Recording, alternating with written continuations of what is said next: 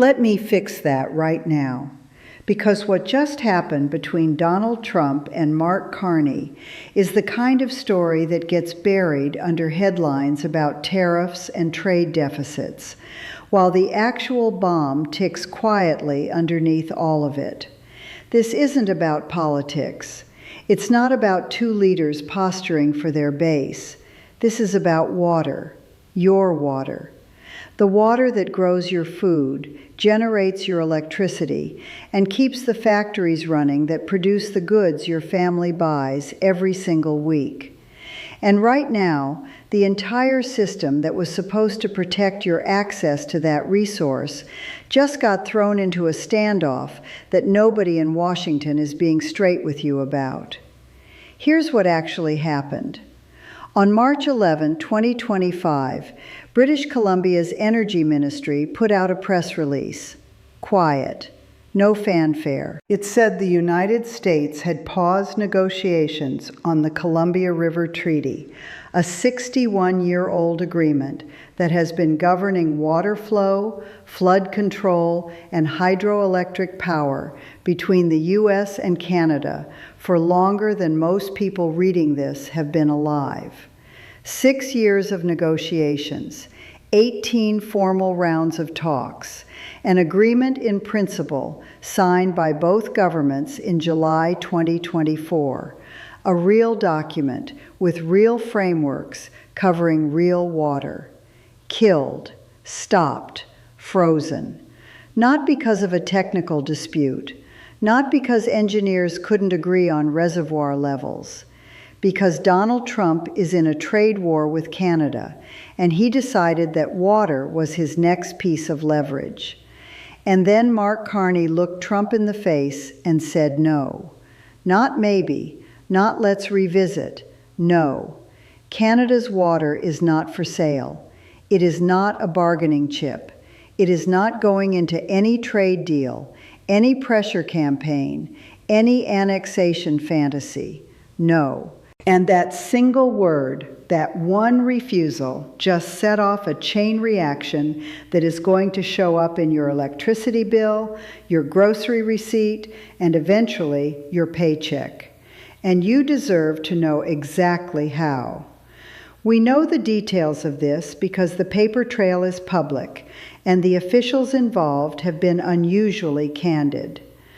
British Columbia's Energy Minister, Adrian Dix, held a public Zoom session on March 25, 2025, and said directly, "You have the President constantly speculating on annexing our country, and we're going to fight that everywhere, including in these negotiations." That's not a diplomat being careful.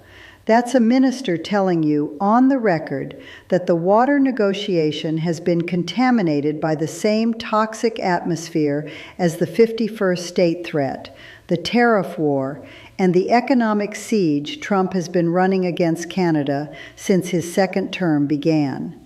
These aren't separate stories. They are one story. And water is the newest front. Now I need you to understand the Columbia River Treaty before this goes any further, because without it, none of what follows makes sense. The Columbia River starts in the Canadian Rockies in British Columbia and runs more than 2,000 kilometers down through Washington State and Oregon before emptying into the Pacific Ocean. It is the largest river by volume in the Pacific Northwest. Its basin produces 40% of all the hydroelectric power generated in the United States. 40%. The dams along that river, managed by the Bonneville Power Administration, light up homes and businesses across an entire region. They irrigate $8 billion in crops every single year. They carry 42 million tons of commercial cargo. And every drop of water that makes all of that possible flows from Canada. Under the treaty, Canada controls the upstream storage. Canada manages the flood risk. Canada decides how much water goes south and when. Let me make sure you heard that. The country Trump just called a future U.S. state is currently operating the faucet for nearly half of America's hydropower. And Trump's response to discovering that fact was not to negotiate in good faith. It was to call Canadian water a very large faucet, a phrase that every single water policy expert in North America recognized immediately as a threat dressed up as an observation. A faucet is something you control. Trump was saying that faucet should be ours. And Carney said, it isn't. Here's the first receipt, and it's the one nobody's running on the front page. Under the terms of the original 1964 Columbia River Treaty, if the U.S. and Canada fail to reach a modernized replacement agreement, flood control responsibility for the entire Columbia River Basin shifts back to the United States. That means 8 dams across Washington, Oregon, Idaho, and Montana would have to massively change how they operate, diverting resources from power generation to flood management at enormous cost. Water policy experts have run those numbers. The infrastructure modifications alone would cost billions. The energy disruption that follows pushes Pacific Northwest utilities toward fossil fuels at the exact moment those same utilities are trying to legally phase them out. And that energy gap doesn't stay in the Pacific Northwest. It moves through the grid. It hits Chicago. It hits Detroit. It hits Minneapolis. It shows up on your utility bill as a rate increase that your provider will blame on market conditions and will never trace back to a paused treaty negotiation most people have never heard of. But that's only part of it. Here's the second receipt, and this one hits even closer to your kitchen table. California produces roughly 40% of the vegetables Americans eat, and about 2/3 of all the fruits and nuts. Not some of them, 2/3. And California's agricultural system runs on water that is already stretched past its limits. Lake Mead, the biggest reservoir in the United States, has repeatedly hit historically low levels. Lake Powell, the second largest, has teetered near dead pool. The Colorado River, which supports 40 million people across 7 states, legally allocates more water than it physically contains in most years. That system is not in a drought. It is in structural decline. Farmers there adjusted their planting strategies last year, partly based on the assumption, quiet, not officially stated, but shared inside agricultural planning circles, that some additional water access might be coming from Canada through renewed treaty frameworks. That assumption is now gone. And what fills that vacuum is fallowed farmland, reduced crop yields, and higher prices at the grocery store for food that is already expensive. The farmer doesn't tell you this connection when he raises his prices. The store doesn't tell you. But the connection is real, and it is documented. Here's where it gets worse. The third receipt involves the chip in your phone, your laptop, and every piece of electronics you own. Semiconductor fabrication plants, the facilities that produce the silicon chips modern civilization runs on, require millions of gallons of ultra-pure water every single day. Arizona is currently home to a major expansion of chip manufacturing, part of the U.S. government's push to bring semiconductor production back from Asia. Those plants are being built in one of the most water-stressed states in the country. They are already operating on contingency water planning. Any further disruption to the southwestern water system, any additional strain from the collapse of frameworks that were supposed to provide some degree of relief, hits those facilities directly. And when chip production slows down, it doesn't just affect your phone. It affects the cars coming off assembly lines in Michigan. It affects medical equipment. It affects the defense systems that every politician on both sides of the aisle claims they want to fund. All of it. Connected to a river in British Columbia that Trump just tried to turn into a bargaining chip and Carney just refused to give up. Here's what every other outlet is missing.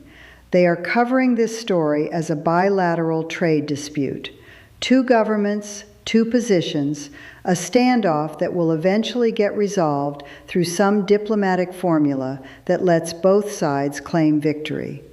That is not what this is. What this is the first major test of whether a resource-rich, smaller nation can hold the line against a powerful neighbor using economic coercion to extract concessions, and what precedent that test sets for every similar relationship on Earth. Because here's the thing about the Columbia River Treaty that the diplomacy reporters aren't telling you. Canada is upstream. That's not a metaphor. That is a physical, geographical, hydraulic reality. And in water law, there is a principle so old and so repeatedly validated that legal scholars have turned it into a saying. It's better to be upstream with a shovel than downstream with a right, because the person with the right still needs the water to actually flow. And if Canada, for any reason, under any pressure, decides to manage that river differently, there is no tariff that fixes it, no court that resolves it in a useful time frame, and no American infrastructure project that replicates it within the decade. Professor Barbara Cozens, one of the leading water law experts in the country, said exactly this when the pause was announced. Canada, she said plainly, is the winner if this turns into a confrontation. Not because Canada is bigger, not because Canada is richer, because Canada is upstream. And upstream, in a water fight, is all that matters. Now let me do something that honest analysis requires. Let me steelman the other side, because the United States does have a real water problem. This is not a manufactured crisis. The western half of this country is undergoing what climate scientists are now calling aridification. Not a temporary drought, but a permanent directional shift in available water. The Colorado River system is failing. Groundwater aquifers in places like California's Central Valley are being drained at rates that cannot be naturally replenished in any human timescale. When you are watching your most productive agricultural region dry up, and you look north and see a country sitting on 20% of the world's surface fresh water, a neighbor, a treaty partner, someone you've built an entire continental economy alongside. Asking for some form of expanded cooperation is not irrational. It is the obvious human response to scarcity. I understand that impulse. Most people would feel it. But here's why the method destroys the argument. There was already a framework for exactly that kind of expanded cooperation. It was called the Agreement in Principle, signed July 2024, after 6 years of negotiation. It addressed flood control. It addressed hydropower. It included pathways for ecosystem and water security collaboration. It brought indigenous voices from both sides of the border into the framework. It was the product of 18 formal negotiating rounds and decades of relationship building. And the Trump administration didn't reject it because it was a bad deal. They paused it alongside every other international engagement as a side effect of a trade war about lumber and dairy and automobile parts. They treated a water treaty like a tariff schedule. And that is the error that Carney cannot allow Canada to reward. Because if pausing a treaty is an effective way to extract concessions, every treaty becomes plausible. And a world where every treaty is plausible is a world where nothing is agreed and everything is up for grabs, forever. This is not just about Canada and the United States. This is about every country in the world that sits downstream from a neighbor. Every nation in Asia watching China control the headwaters of the Mekong River. Every country in southern Africa dependent on the Zambezi. Every state in the Middle East whose agricultural survival depends on upstream neighbors in Turkey and Ethiopia. They are all watching this standoff. They are all taking notes. Because if the United States succeeds in pressuring Canada to treat fresh water as a tradable commodity under duress, if the refusal fails, it establishes a global template that the world's most powerful nations will use against the world's most resource-vulnerable ones for the rest of this century. And here is the uncomfortable truth underneath all of it. This is a story about what happens when a country built its prosperity on the assumption that certain things would always be available: water, energy, stable food supply, and then woke up to find that assumption was wrong. The United States built the most productive agricultural system in human history on top of water that is running out. It built a semiconductor industry in a desert.